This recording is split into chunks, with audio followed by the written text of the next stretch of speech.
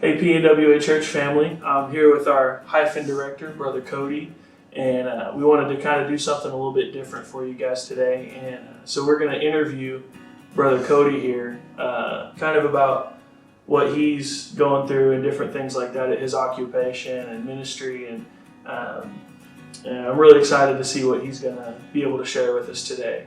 So, Brother Coty, why don't you tell us a little bit about yourself? Well, thank you for having me. This means a lot that I'm able to do this and be able to sit down and kind of talk about a little bit what I do in my profession of respiratory therapy.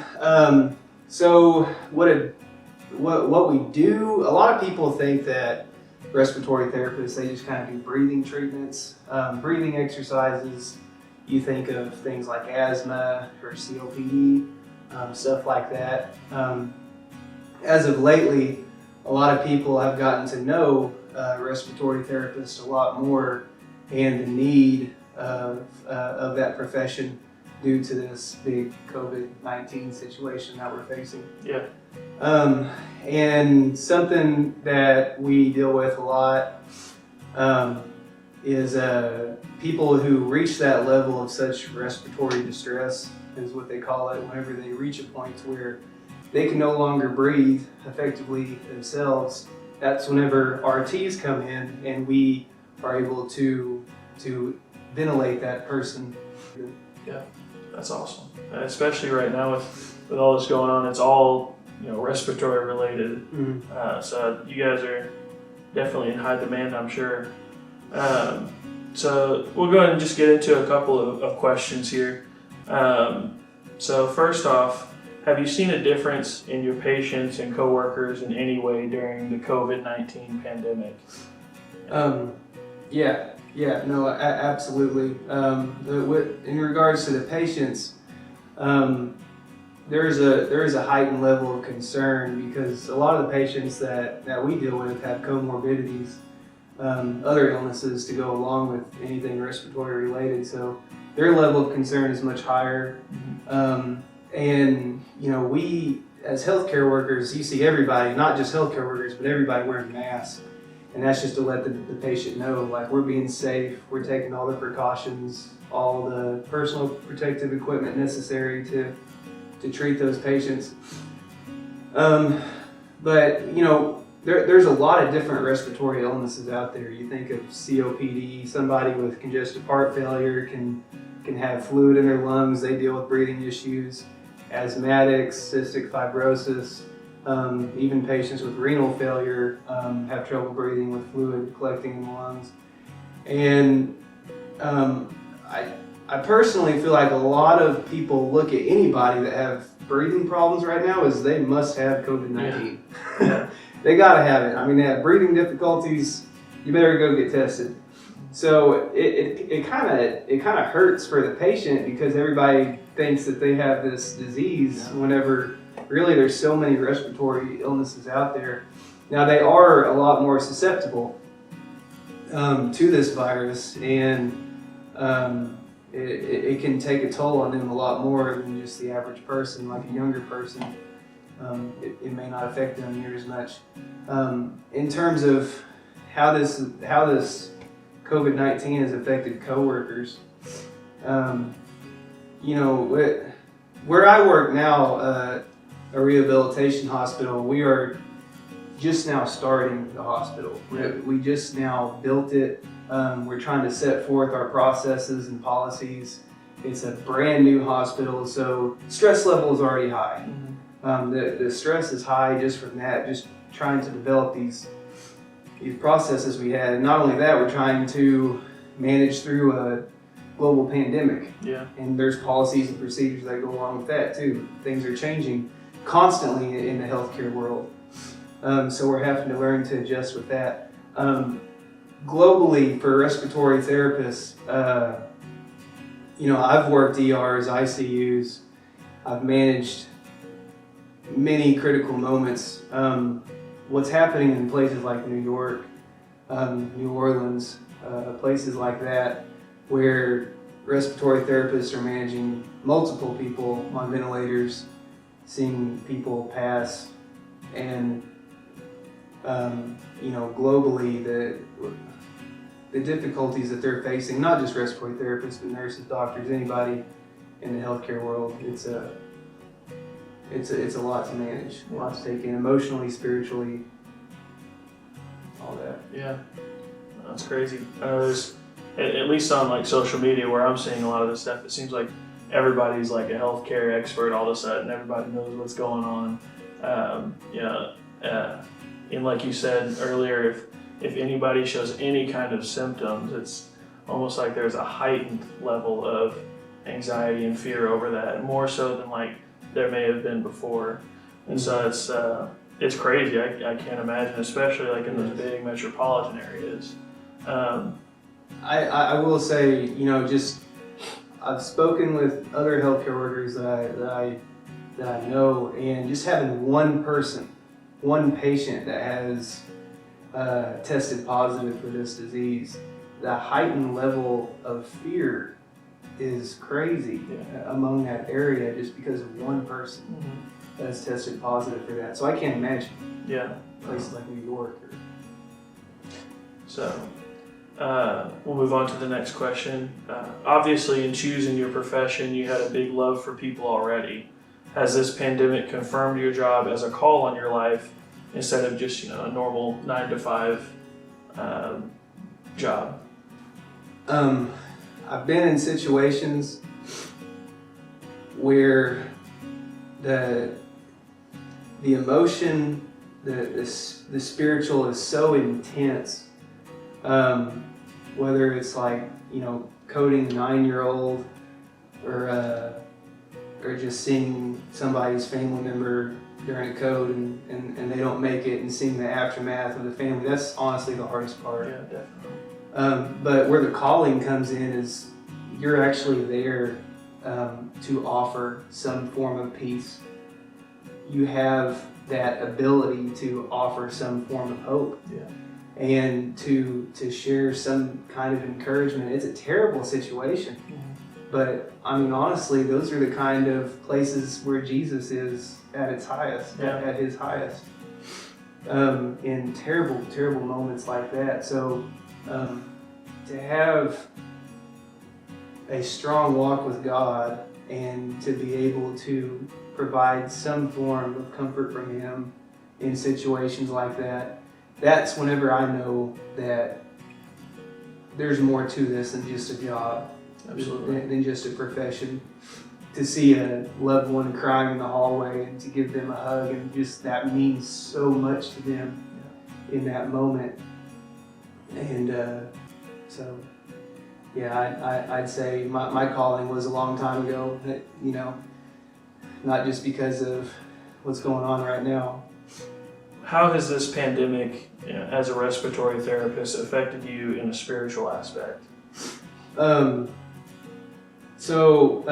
Just dealing with what I do on a daily basis has pushed me to pursue chaplaincy. It has pushed me to pursue that field, not only just to help and provide comfort to families or to patients, but also for my own spiritual health. I've early in my career, probably a couple years in, I'd say I'd probably reached a pretty dark place. Emotionally, spiritually, because honestly, I felt like, as a Christian, I want to provide peace. I want to help heal. I want to help help these people from hurting and not have so much pain. But what I had to learn is it's not me. I can't do it. I'm not capable. I'm not adequate to carry that kind of burden. I'm only human. Only the Lord can do that. And speaking with my wife and telling her about all that stuff, I had to learn, and she gave me this advice, but I would leave the patient's room and I'd put my hand on the door frame as I was leaving, and I would just say, Lord, I can't carry this. I'm going to have to leave this with you. You're going to have to take care of this situation because I can't carry it. You're going to have to take care of this. And I would pray over that family. I would pray over that patient, and I'd leave, and that gave me peace. I'm doing what I can. I can offer words of encouragement and be there for them and show them love, but ultimately I got to leave that with God. But not only that, not just the patients and patients' family. A big burden of mine in terms of the spiritual are the healthcare workers. I have shed a lot of tears with healthcare workers, and my coworkers throughout the years in the past, we have been a source for each other of counsel and healing from things that we do, because a lot of stuff that we see and that we do, you can't really talk about that stuff with just anybody, and only your healthcare coworkers really know what you're going through internally. So I have a big burden, not just for healthcare workers, but for police officers, for EMS, first responders, because they see that stuff. They're the first ones to see whatever it is that's going on, and that's hard to talk about. You healthcare workers and first responders and all those guys, that's a huge burden to have to carry. So I think having your mind spiritually and being able to reach out to those people in a spiritual way is definitely a big deal. So how has working through this time shifted your perspective or thoughts in how to lead your Hyphen group? Because you're the Hyphen director here at the Pentecostals.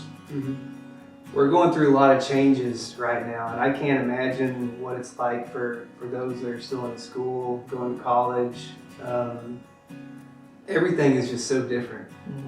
Life itself has changed so much.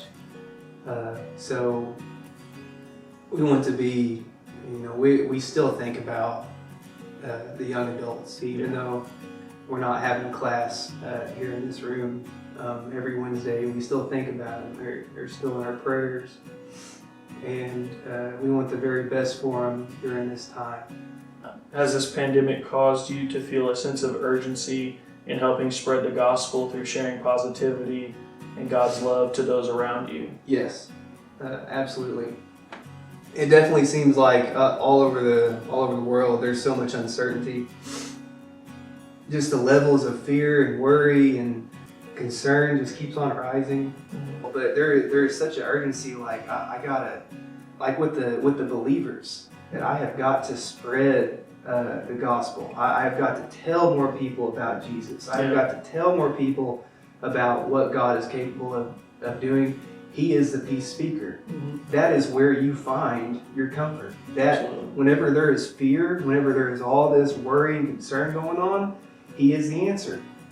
He is where you find that comfort, that peace. That's where it's located.